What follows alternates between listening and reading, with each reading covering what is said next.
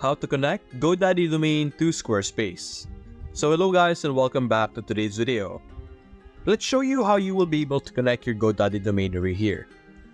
So first things first, go to My Products and let us select the domain that we want to use.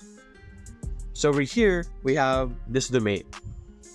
First copy this and then go to your Squarespace.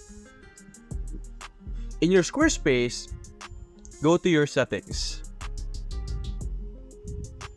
After that, look over here on the left side, you have all kinds of settings that you have here. Simply select domains and email. And you have here domains. We could register a domain from our GoDaddy by simply using use a domain I own. Paste the domain that you have. Give it a second.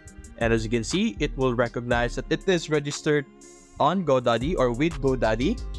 So now simply use transfer domain, which will allow you to transfer or now connect your GoDaddy to your Squarespace. So that's basically it guys. If you enjoyed this video, leave a like and subscribe. Thanks for watching.